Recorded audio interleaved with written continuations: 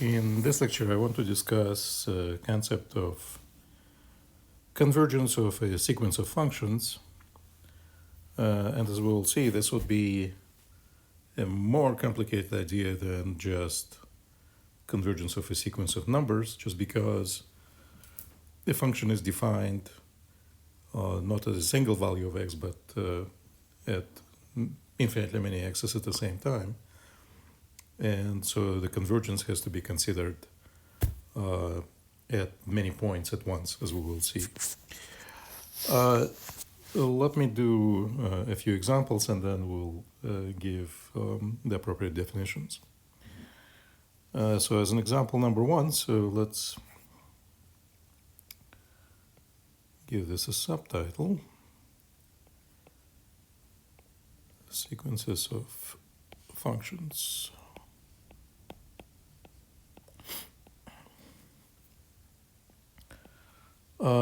So a sequence of functions, just as a sequence of numbers, is a collection of infinitely many ordered functions. So fn of x, this sequence is going to consist of infinitely many functions, f1 of x, f2 of x, and so on. So for examples,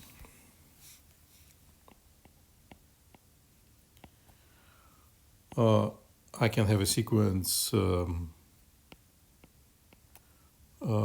f n of x equal to x squared plus 1 over n, right? So I have infinitely many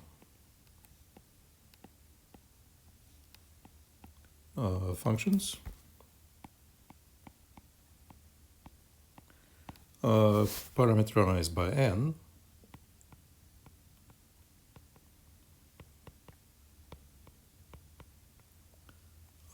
where n is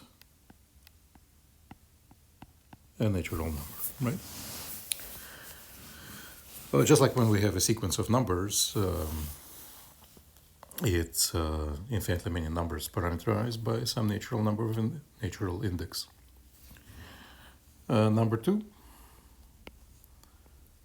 fn of x can be, for instance, sine of x to the power n, right? And here, again, I have infinitely many functions parameterized by an index. Something similar, number three, fn of x is equal to x to the power n. So same deal again.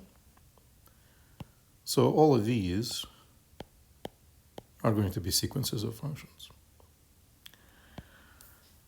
All right, so let's look again at example number one, where fn of x was x squared plus 1 over n.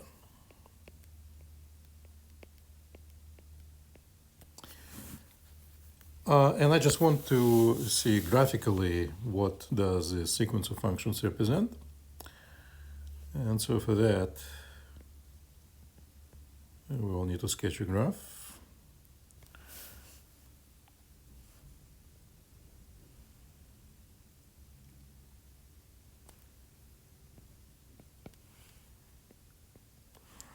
So in this case, fn of x basically is going to be a parabola shifted by the amount 1 over n upward, right? So then f1 of x is a parabola shifted up by 1. So roughly speaking, it is going to be something like this. So that would be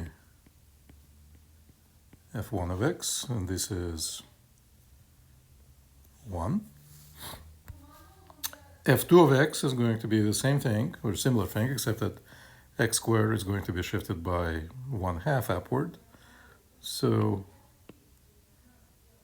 we get the same graph, but it now passes through the point 1/2. Then a similar graph if n is equal to 3. Once again a similar graph, but now it passes through the point 1/3. And maybe one more.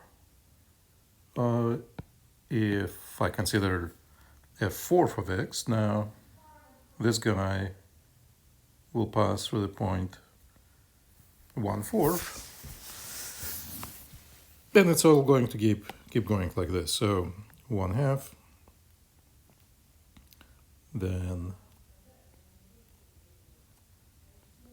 1/3, 1/4, and so on. If I then look at the behavior of the sequence, then the way this works is that as n gets bigger, the graph of x squared is going to keep sliding down, and its vertex is going to get closer and closer to 0. So that means that as n goes to infinity, what we're going to get is that those graphs are simply going to approach the graph of f of x equal to x squared, right? So f1 of x, f2 of x, f3 of x, and then f4 of x, etc.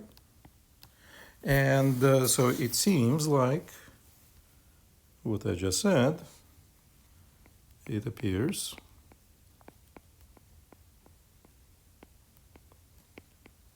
that as n goes to infinity,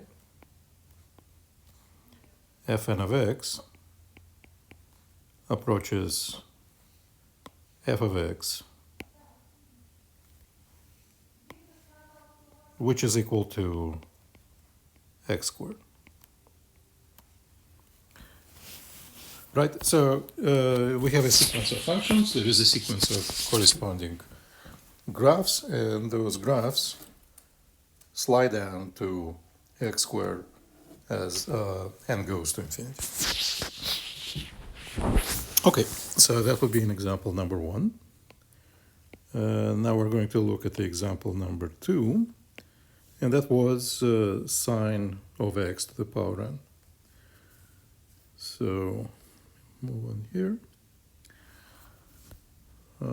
Actually,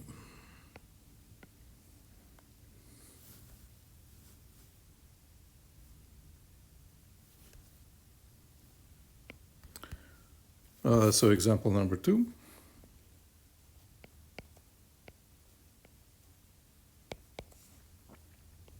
Fn of x. Actually, let's do x to the n first. And let's see how does this sequence of function behave. So once again, sketching a graph. Because x to the n is going to be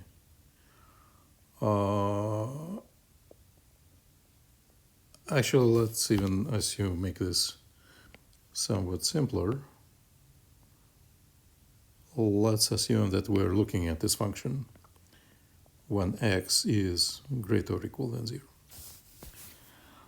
So in this case, what we actually have is that x to the n is always positive, which is going to help me with sketching the graph. And a few things that we can observe here. So fn of x is x to the power n, and immediately I can see that when x is equal to 0, then fn of x must be equal to 0 regardless of what n is. So then fn of 0 is equal to 0 for every n in n, right? And likewise, if I compute fn at 1, I'm going to get again 1 for any n in n, right? Because if I raise 1 to any power, I'm going to get 1 again. So I'm going to place 1 somewhere here. So what it says is that all graphs that I have here, they're all going to pass through the points 0 and 1. Okay, so f1 of x is going to be x to the power 1. So that is just a straight line through these 2 points. f2 of x is going to be x squared. So x squared is a parabola. It's below the graph of x on the interval from 0 to 1. And it's going to be above the graph of x when x is greater than 1. So the parabola is then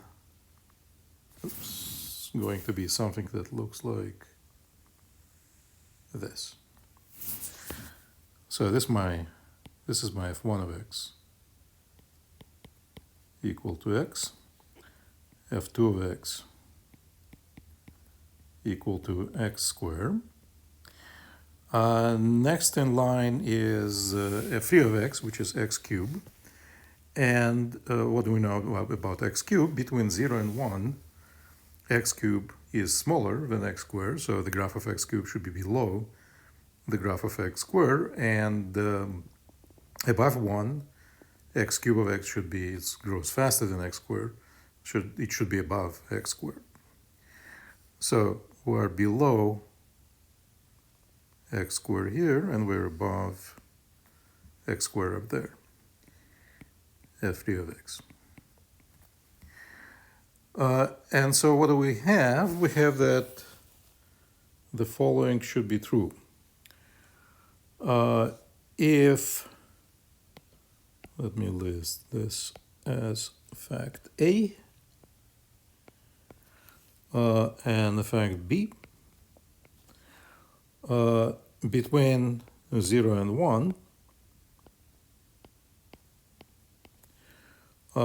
f n of x is always greater than fn plus 1 of x, right? Because fn plus 1 of x, I have to take a higher power of a number which is less than 1. On the other hand, when x is greater than 1, then fn of x is going to be less than fn plus 1 of x, because if I take a higher power of the same number greater than 1, the outcome is going to be bigger. Okay, so this is what we have. And I can continue like that forever, right? So n gets bigger. The graphs become lower between 0 and 1, and they become higher when x is greater than 1. So the graphs become steeper when x is greater than 1, and they become more and more horizontal as x is between 0 and 1. So would there be some sort of a limiting shape that we're going to see here? Well, so let's think about it. Just like I said before, right, I know for sure that any limiting shape that I can get here, any limiting graph, is going to have value 1 at 1 and value 0 at 0, right? With these points filled in, right? So I don't want to do it here, just shade them a little bit. So those 2 points will be on a limiting graph. Then when x is between 0 and 1, it seems that the graphs are going to get smaller, closer and closer to x-axis. And therefore, between 0 and 1, I would expect, if you think about it for a moment, I would expect that my graph will look like a horizontal line with a hole here, right? With a hole at 1, because at 1, the value is exactly 1. And what happens when x is greater than 1? Well, there we have a problem. Because there, as n goes to infinity, the graphs become infinitely large, right? Because, for example, if I have x equal to 2, then I'll be looking at 2, 2 squared, 2 cubed, 2 to the 4th, and so on. And those values are going to go to plus infinity as n goes to infinity. So the limiting graph is undefined here. Limiting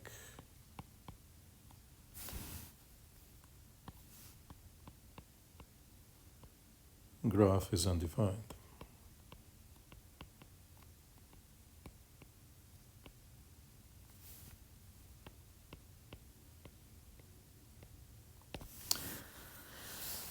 All right, so that means that if I think about existence of a limit of a sequence of functions, in the first example, it appears that this limit is the function x squared.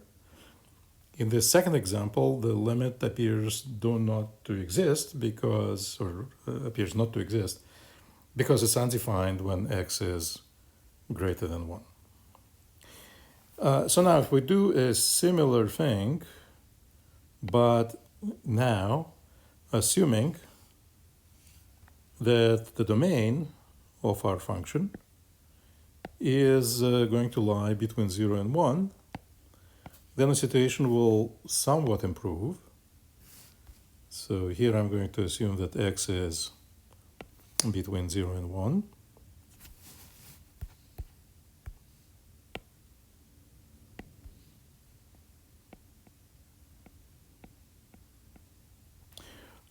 Then part A here still holds.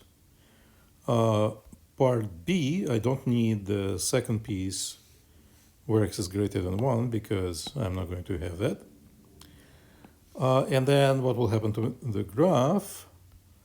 Well, all of these branches will be gone, right?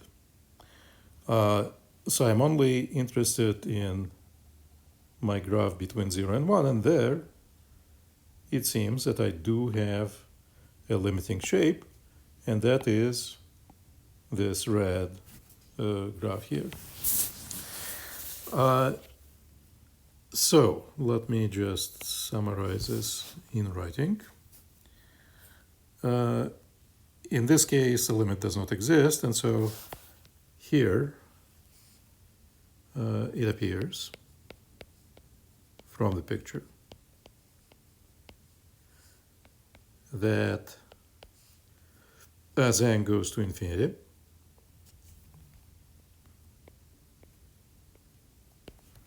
fn of x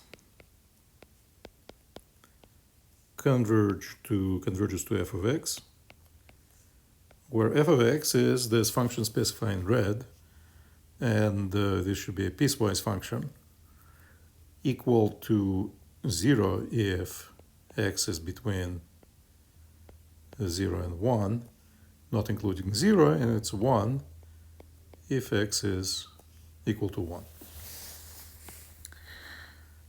One additional observation. In the first case, these functions fn of x are all parabolas, shifted parabolas, so they're all continuous.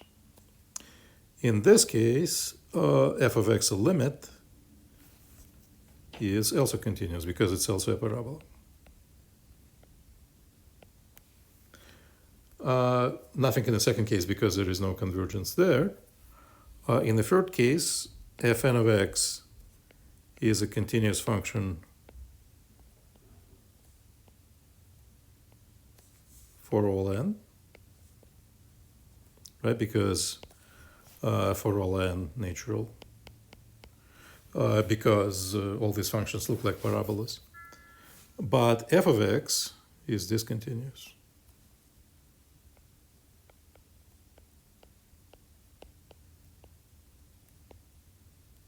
So it's discontinuous at x equal to 1. Okay, so now let's do example number 4. And here I'm going to go back to my sine example. So example 4, fn of x is equal to sine x to the power n. And again, it's a natural number. What are the graphs of sine x to the n? In principle, right, it is enough. Sine x is a periodic function, so it's enough to plot it on the interval from 0 to 2 pi. And it is then enough to reconstruct this function completely on the entire real line. Again, to make our life somewhat simpler, let's do this. Let's take sine of x to the power 2n. And we can still use fn equal to x to the power n in part 3, in the example 3 above. Okay, so what is going to happen if I raise sine of x to the power 2n? Let's think about it for a moment again, before I draw any pictures. So sine x, as we know, right, is always between -1 and 1, right? So sine 2 to the power 2n of x I can think of as sine x squared raised to the power n, right?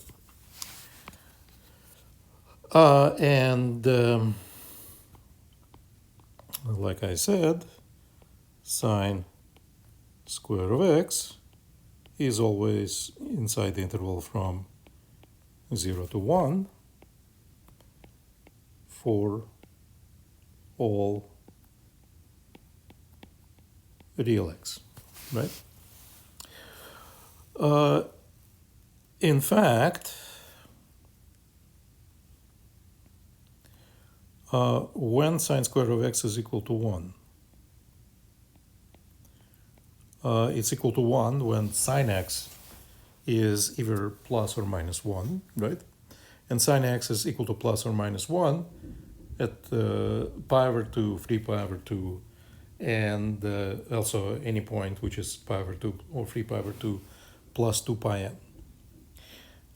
You can combine all of those. If you think about it for a second, you can combine all of those into stating that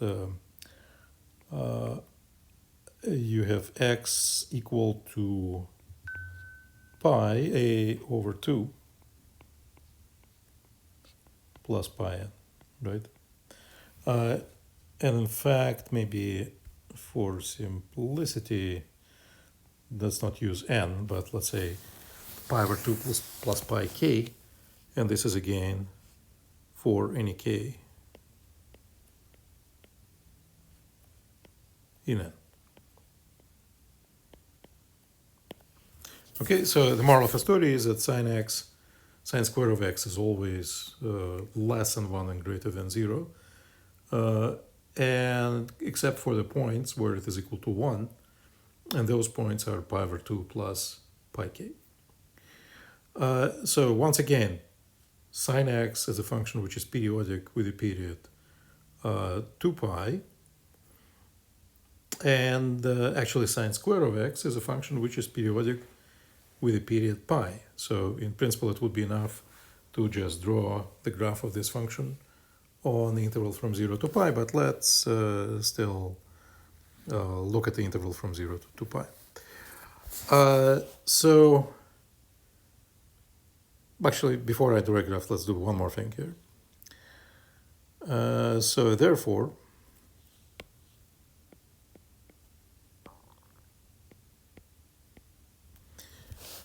what I need to consider are going to be the following limits, right? If I want to find the limiting function for the sequence sine x to the power 2n, I'll be taking two kinds of limits.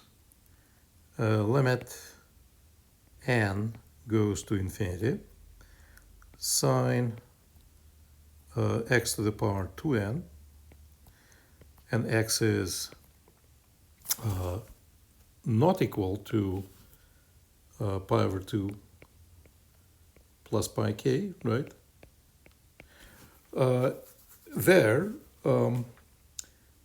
What do I know? There I know that sine x squared is not equal to 1, right? So it must be less than 1. And if it is less than 1, similar to what we were talking about a moment ago, when I take a number which is less than 1, and I raise it to larger power, integer power, what I'm going to get is that the limit of this should be 0, right? And on the other hand, if I take a limit of the same thing when n goes to infinity, sine to the power 2n of x, when x is at one of those points, special points, pi over 2 plus pi k, then sine x is plus or minus 1. If I raise it to the power 2, I'm going to get 1. So here I'll be taking limits of 1s. So this limit is 1 if x is equal to pi over 2 plus pi k.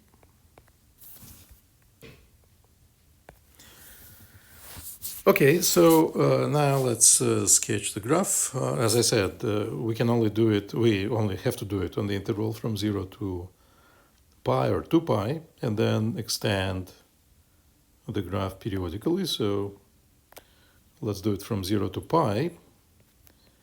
So y, then x. So if I just take sine x squared, right, when n is equal to 1, sine x squared will start at 0. Then it will reach 1 at pi over 2. So 1 at pi over 2. It will go back to 0 at pi. Then it will go back up to 1 at x equal to 3 pi over 2. So here. And then it will return to 0 when x is equal to 2 pi, which is somewhere here. And so the graph will have to look something like this. Remember, this is sine squared. So it's not going to look exactly like sine. Not very important now, actually, how it is going to look, but roughly speaking, it's a sinusoidal graph like this. And I'm going to draw just one more of these. So what if I want f3, right? That's going to be sine of x to the 6th. What happens here? If x is not pi over 2 or 3 pi over 2, where sine is equal to 1, so there the value actually is not going to change. It's going to stay equal to 1. And outside of the points pi over 2 and 3 pi over 2, I know that sine x squared is less than 1. So if I take a number less than 1 and I raise it to the power 6, it certainly is going to be smaller than when it is raised to the power 2. So that means that the second graph should be lower everywhere except for the two special points, pi over 2 and 3 pi over 2.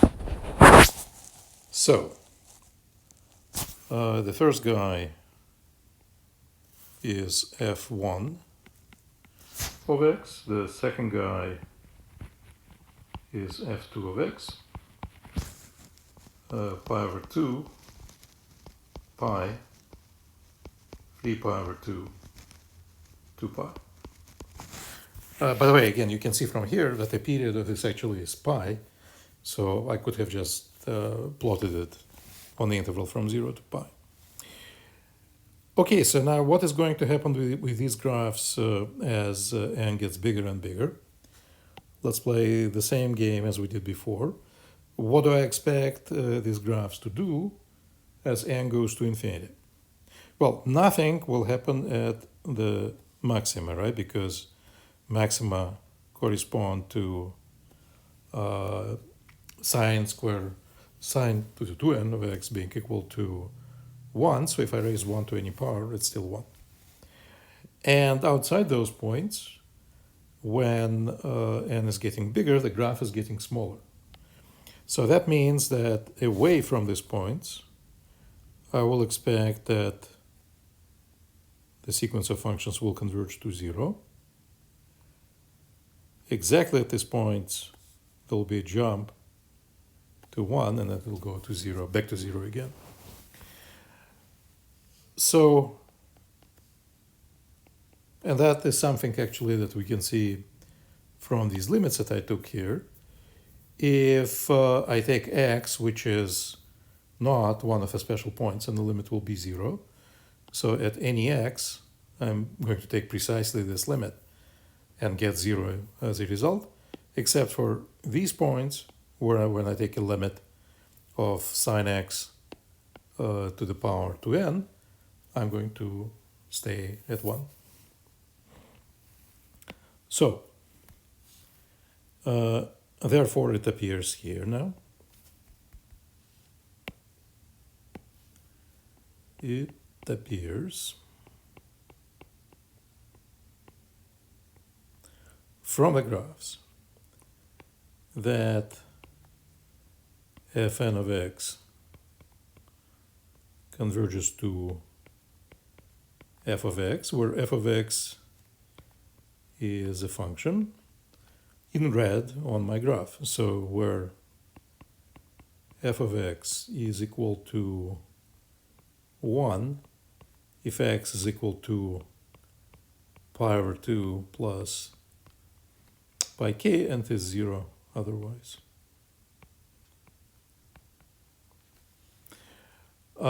Original functions fn of x, in this case sine of x to the power 2n, were continuous, and f of x that I get in the limit is discontinuous.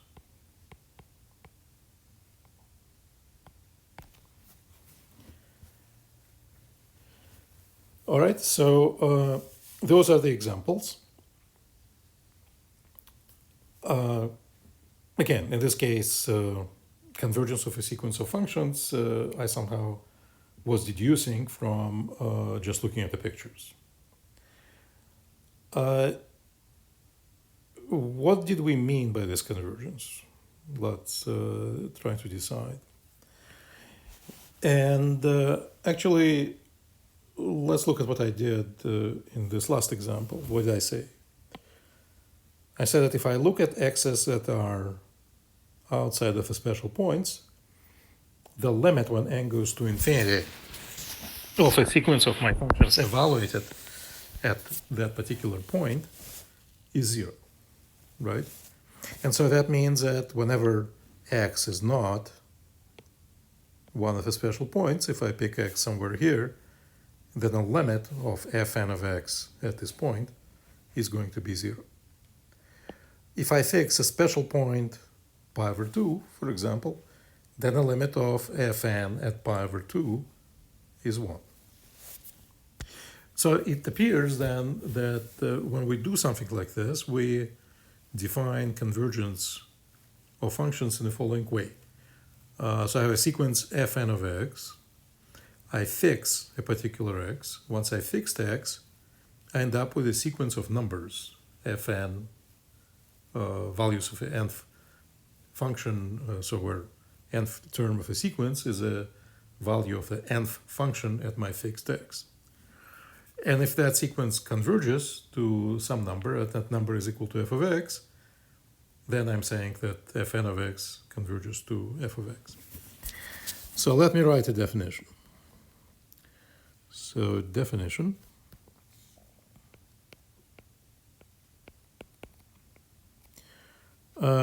Given a sequence of functions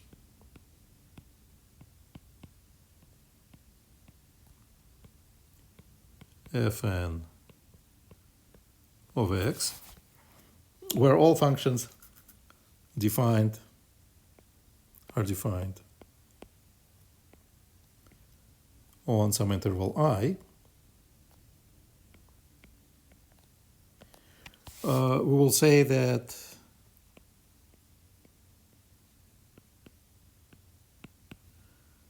fn of x converge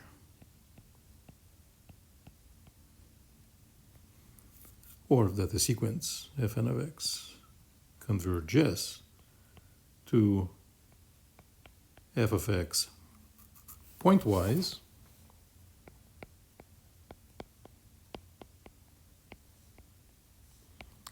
if the sequence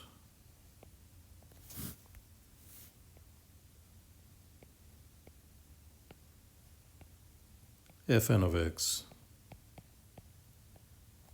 converges to f of x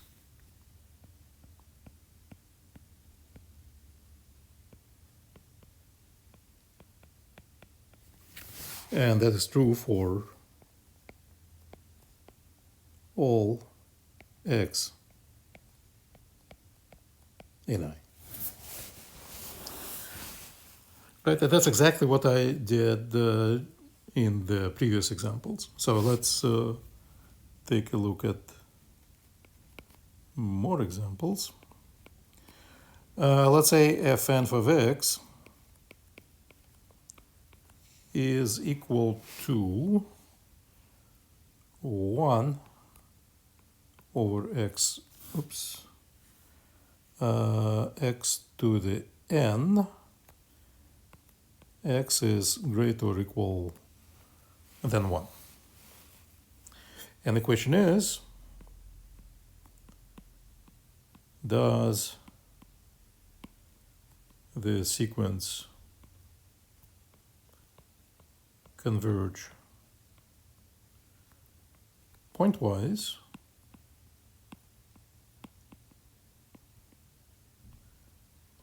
and to what does it converge pointwise?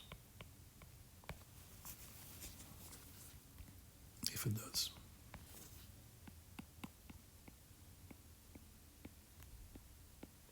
Well, before I drew a picture of this, now let's try to answer this question without drawing anything.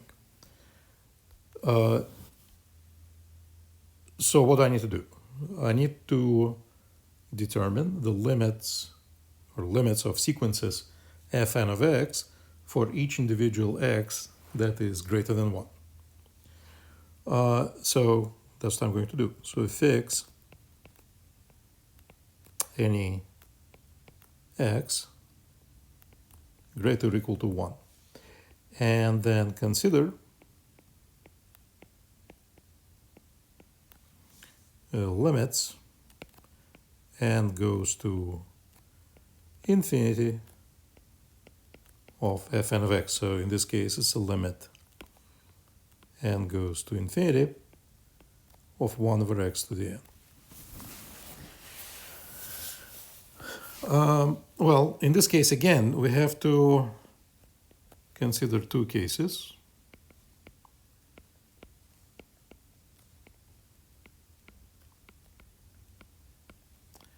for the reason that is the same as what we had to consider for the case x to the power n. Why? Because if x is exactly equal to 1, right, and x to the n in the denominator is equal to 1, so if x is equal to 1, then I have to take the limit as n goes to infinity 1 over 1 to the n, and that's, of course, is 1, right? So from this, I can say that the limit n goes to infinity of fn of 1, that is equal to 1. And this 1 is going to be my potential f of 1. So that is the first case. And then the second case, what happens if x is bigger than 1? Well, in that case, x to the n is going to infinity, right, as n gets bigger, so 1 over x to the n is going to get smaller. So therefore, limit of fn of x, 1 over x to the n, that is going to be 0, right? And so therefore, limit n approaches infinity, fn of x is equal to 0, right? And that would be my f of x if x is greater than 1.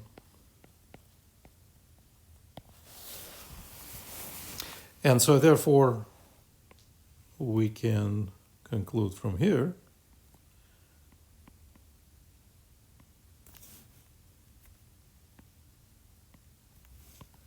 fn of x converges to f of x pointwise,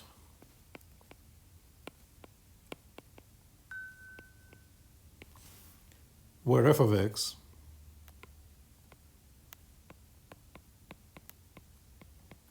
is one of the two things. It's either 1 if x is equal to 1, or it is 0 if x is greater than 1.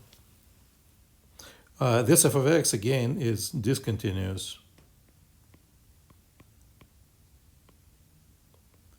while the original f of x, right, 1 over x to the n, is certainly continuous everywhere between 0 and 1.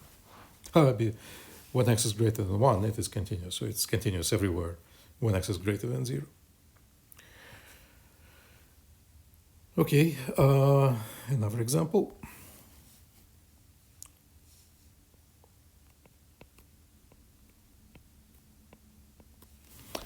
Maybe fn of x, let's say, is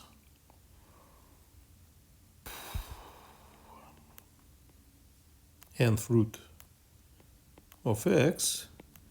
X is between 0 and 1.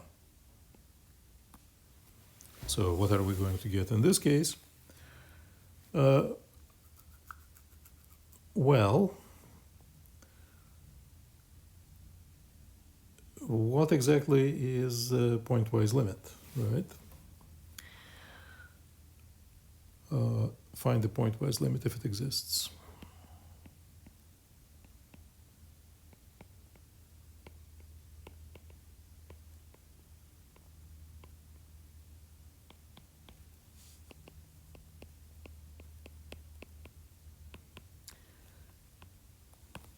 So what do we need to do? Just need to, again, fix x and compute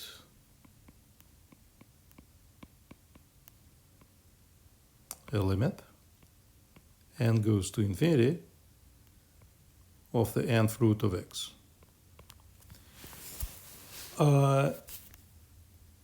So an x, of course, is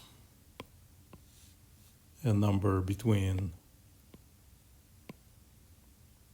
0 and 1.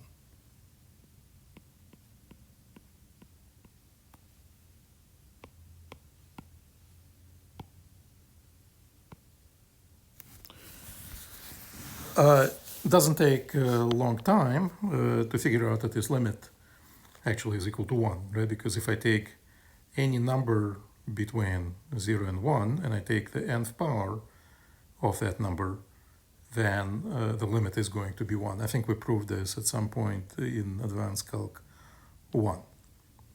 So this is equal to 1 for all x between 0 and 1, and therefore ff of x converges to 1 pointwise. And from now on, I have to specify the interval. I'm going to say pointwise on 0,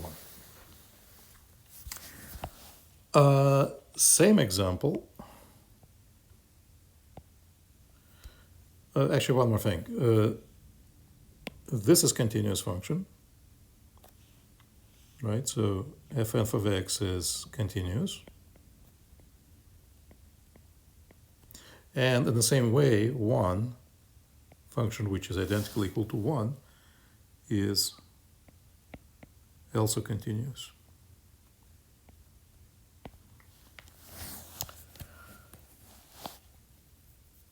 Okay, so let's analyze this large set of examples that we did.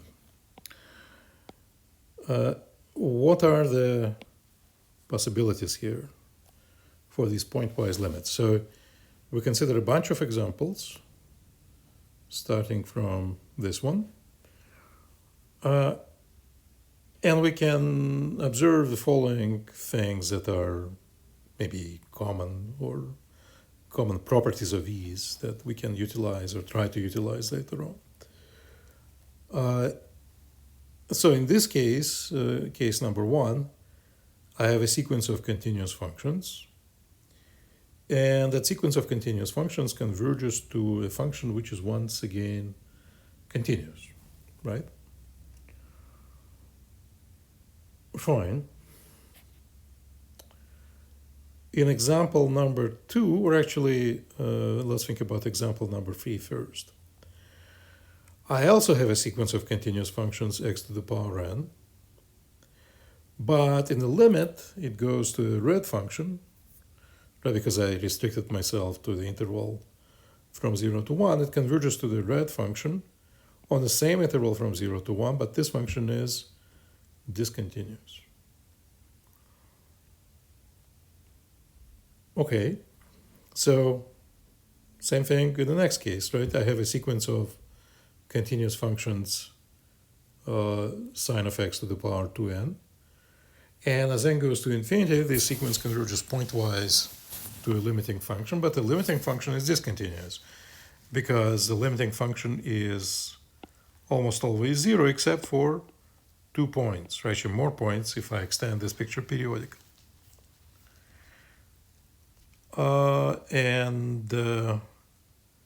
Same situation here actually. I start with a continuous function. The limit is a discontinuous function. I started with a sequence of continuous functions. Well, in this case, the limit seems to be also a continuous function. So what are the common features here? In what cases can we predict that the limit of a sequence of continuous functions is going to be continuous? So is there anything else I can say about convergence of a sequence of functions to predict that the limiting function is also continuous? If we examine the 2 examples that we have here, this example, or this one, the example number 3, and example number 1. So in example number 3, what do we see? We see that if you look at your sequence of functions on the interval from 0 to 1. Now, what you observe is that each next function is going to be closer to 0 than the previous function, right? So, for example, if I look at what happens at 1/2, right, I can see that at 1/2, the sequence of points on the graphs f1, f2, f3 is going to go down to 0. I fix any other point between 0 and 1, and I'll see the same picture, that for a fixed x, the graph is going to get, so if I fix some x here, and I consider fn of x, as n gets bigger, fn of x goes down, right? And it will go down to 0 if I draw more and more graphs. Okay, but then on the other hand, if I choose a point, so if I choose a point maybe here, and I study the values of fn of x goes to 0, it goes to 0 pretty fast. If I look at a similar point that is closer to 1, it also will have points that go to 0, but they're going to go to 0 much slower with n. And in fact, if I try to find the maximum distance between, let's say, the graph of x squared and the limiting graph 0 here, right? So I'm going to ignore the point x equal to 1 for a moment. I'm just going to look at the maximum distance between the graph of f1 of x equal to x and the graph of the limiting function, which is 0 on this interval. Well, it doesn't take a long time to figure out that the maximum distance is essentially, there is no maximum distance because I excluded the point 1, right? But going closer and closer to x equal to 1, the distance between x and 0 is going to get arbitrarily close to 1. So somehow the maximum of a distance between f1 of x and f of x in the limiting function is going to be 1, right? What about f2 of x and 0 in the limiting function? Once again, if I have a parabola, right, x squared, actually it's a 1 in the middle. If I have a parabola x squared, how far is this parabola from 0 on the interval from 0 to 1? Well, again, the maximum distance between 0 and the parabola is going to be 1.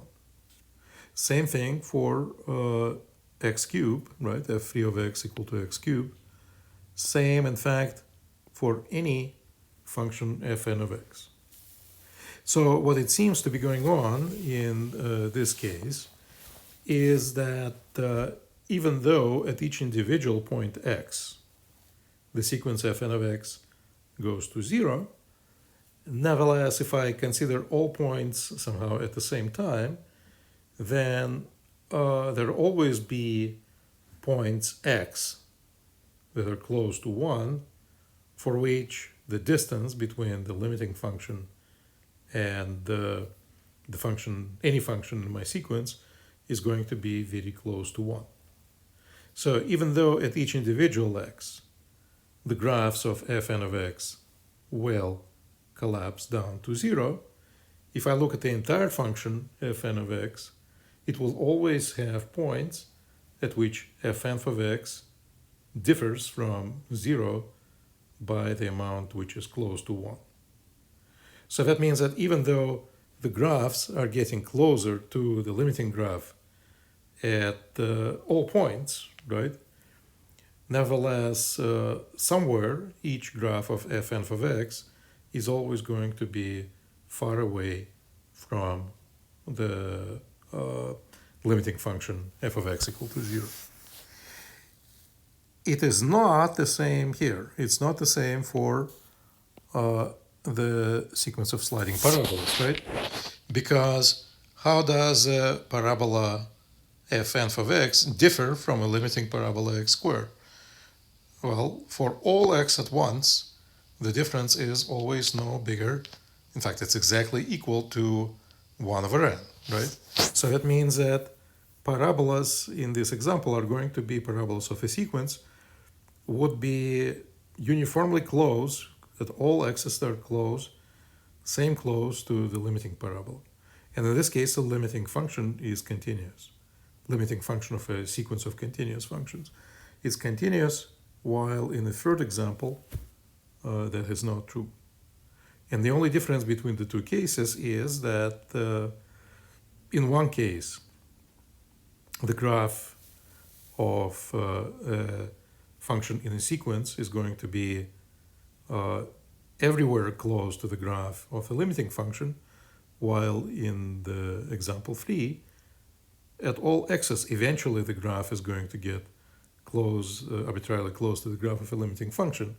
But if I look at the function as a function fn of x as a whole, its graph is still always going to have points that are far away from 0, at which the values of fn of x are going to be arbitrarily far away from 0. So that means that somehow pointwise convergence is not always a nice way to describe convergence of functions, or of a sequence of functions to another function. What do I mean by this? I mean that originally, if you remember, we defined convergence of a sequence of numbers to another number by saying that a sequence converges to a limit if the distance between functions in the sequence and the limit is going to decrease and approach 0, right? So in the first case, so if I'm trying to generalize this to functions, in the first case, it is kind of clear, right, that the distance between fn of x and f of x must be equal to 1 over n, right? Because at all points, the distance is 1 over n, so okay. But in example 3, this is not so simple anymore, because for a given fn of x, again, for example, for f1 of x, the distance between fn of x and f of x depends on where x is, right? And somehow the maximum distance between two graphs is always going to be equal to 1, because arbitrarily close to 1, you get the distance 1. At x close to 1, the distance between two graphs is equal to 1. So in some sense, if I think about the function as an object, as an individual object, not looking at values at different points, but as an individual object, clearly fn of x on this picture is not close to the limiting function x equal to 0, f of x equal to 0, when x is between 0 and 1, 1 when x is equal to 1, right? It's just not close. It's close at some points, they're close at some points, but they're not close at other points. While in the first example, they're really close. Really close everywhere. So I want to point out, everywhere. So then we can start thinking about, again, convergence of functions as intrinsic objects, right? So I want a sequence of functions to converge to another function. And I want to generalize the definition of convergence that we had before, in a sense that I would say that a sequence of functions converges to another function if the distance between fn of x and f of x goes to 0. So more natural definition, so a more natural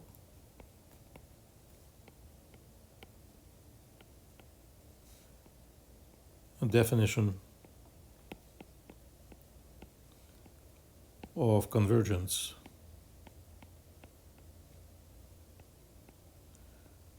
of a sequence of functions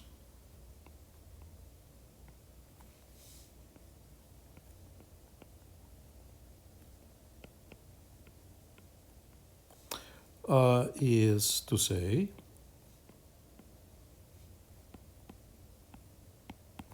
that fn of x, and in fact, because it's a function, right, fn of x is just the value of the function at a single point, so let's not even list a point, right? So if we say the function fn, right, we know what we're talking about. It's a function such that if I evaluate it at x, it will produce a value of fn of x, of fn at x.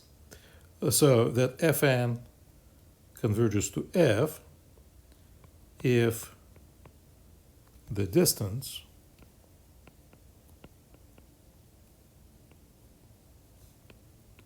between fn and f converges to 0 as n goes to infinity. Okay, but then what is the distance between two functions? What is the distance between functions? I know how to compute distance between 2 points, but what is the distance between functions? This is whole another topic in itself. There are multiple ways in which you can define a distance, but what I want to do now is to consider an example which is kind of natural and related to what we were talking about a moment ago. So what exactly is a distance? Distance is a non-negative number, right? It's a non-negative number, which I, in this case, have to correspond to two functions.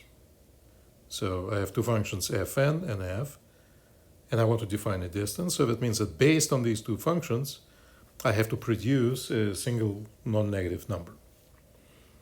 Also, if that number is equal to 0, then two functions must be the same. Natural definition of a distance would also mean that if I compute a distance from fn to f or from f to fn, those distances must be the same. And the third thing, which distance should satisfy, that we already saw, right? The distance on the number line, it satisfies the triangle inequality. So these four things, if they can be verified for the proposed definition of a distance between two functions, then I can use that notion as a legitimate distance. So one possible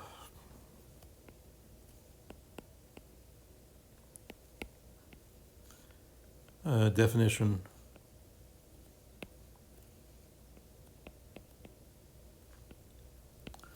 of the distance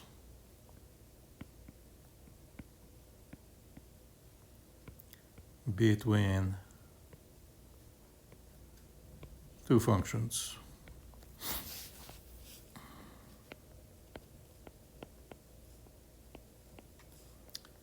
f and g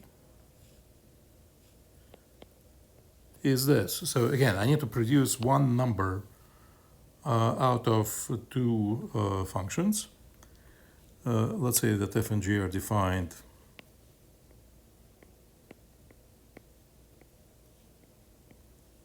on I is this.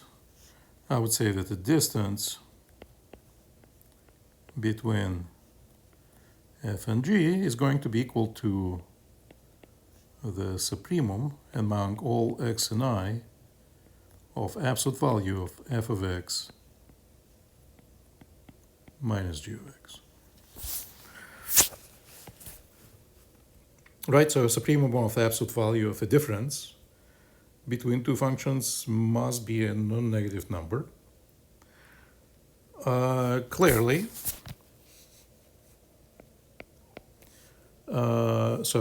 then distance between f and g is greater or equal than 0. That's number one. Number two, if I compute distance between f and g, or I compute the distance between g and f, right? If I take a supremum of f minus g or supremum of g minus f, that's going to be exactly the same thing. So these two must be the same, so the distance is commutative, just as you would expect. Number 3, if the distance, let me move this, distance between f and g is equal 0, right? If supremum of the difference is equal to 0, that means that f of x is equal to g of x everywhere. So that means that f is equal to g, and you can verify triangle inequality. So other properties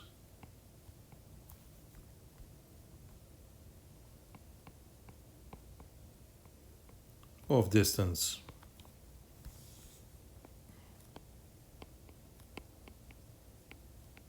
can be verified as well.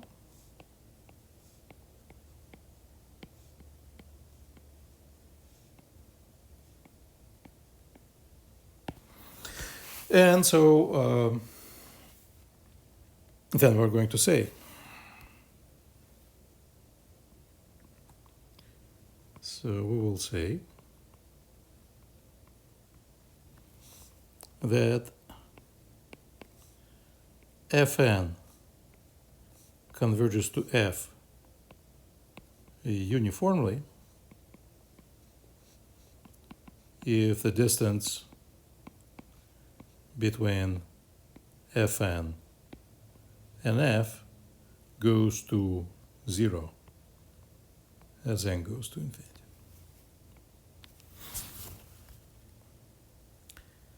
All right, so let's try to recap what I just explained. If I have a sequence of functions fn of x, I can fix different x's or all x's in the domain one by one. Cannot do it physically, but at least mentally I can do this. Fix them all by one, and then take limits of sequences fn of x as n goes to infinity.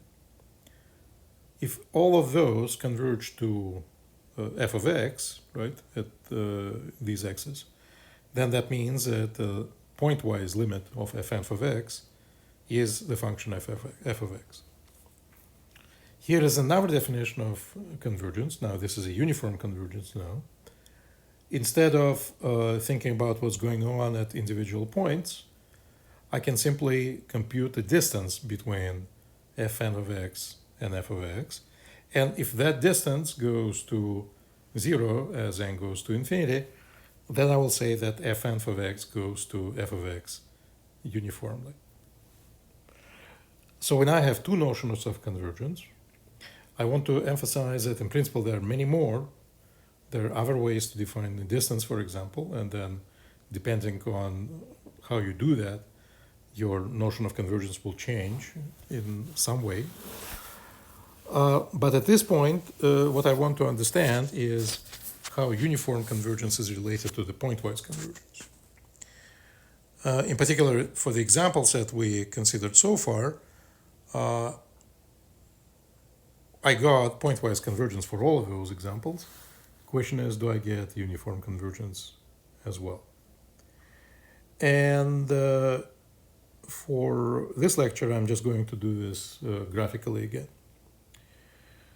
So let's look at the example number 1 that we discussed. Fn of x was x squared plus 1 over n. And there we had that this converges to f of x equal to x squared pointwise. And I didn't specify, I think, what the interval was, but it doesn't matter. So everywhere in the real line, clearly this would be true.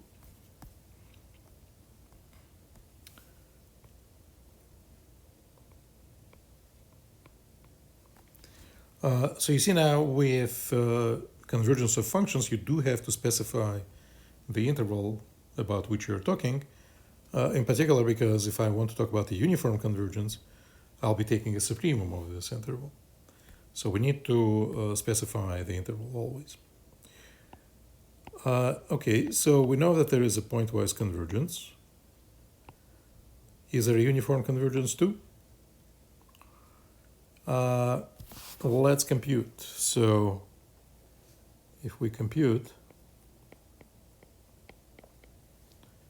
the supremum, x belongs to the entire real line of fn of x minus f of x. What is that? That's supremum among all x in R of x squared plus 1 over n minus x squared. X squared goes away, and supremum of the constant is that constant. And what happens to this constant as n goes to infinity? It goes to 0. So that means that the distance between fn of x and f of x goes down to 0.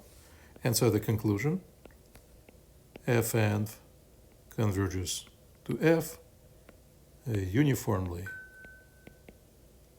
on R. Right? So in this case, we have both pointwise convergence and the uniform convergence. Now let's look at the example that I think I labeled as number 3. Let's take f of x equal to x to the power n, where x is between 0 and 1. And I want to decide whether or not, actually before this, we figured out that this sequence of fn of x was convergent to f pointwise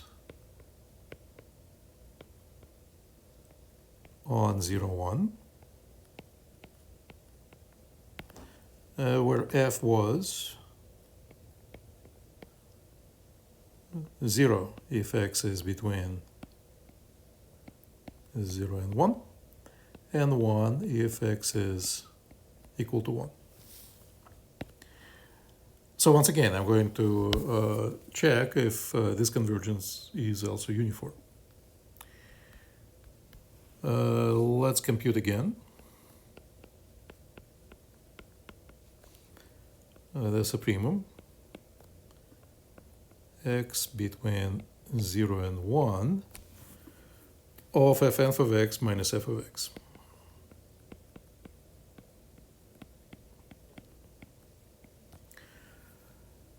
Well, what do I know? I know that fn of 1, first of all, I'll be either subtracting 0 from x to the power n, or I will be subtracting 1 from x to the power n. I'll be subtracting 1 only at x equal to 1, right? So let's compute this separately, actually.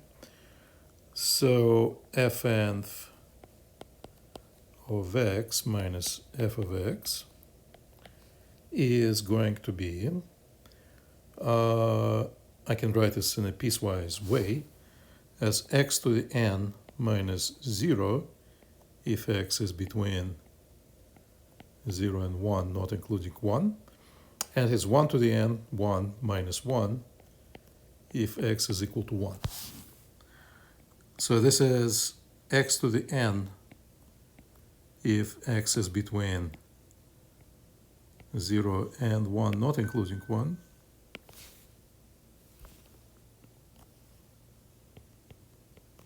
And it is 0 if x is equal 1, right?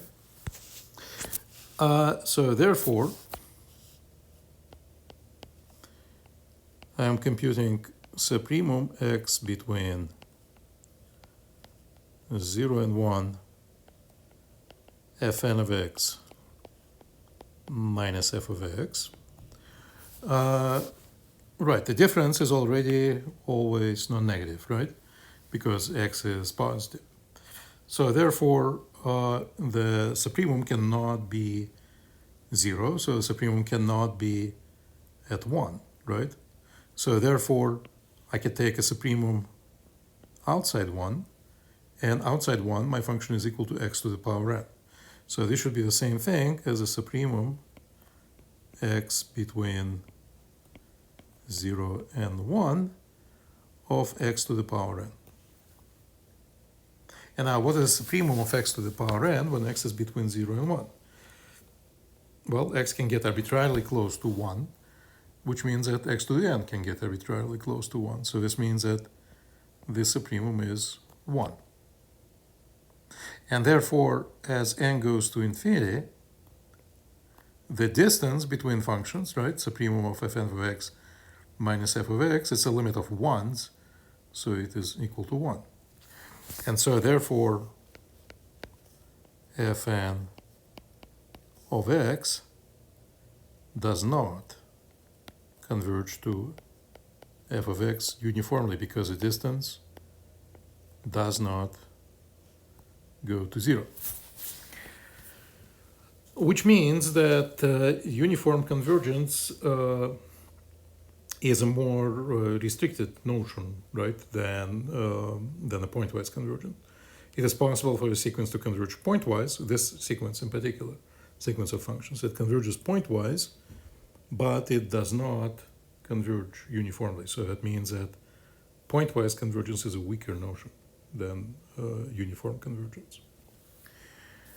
And you can check it out for the rest of the examples that I used here. That all examples that I did, this except for the first one, which I already showed you, for all of these examples, a sequence of functions converges pointwise, but it does not converge uniformly when you repeat a similar computation that I did over here, which I encourage you to do.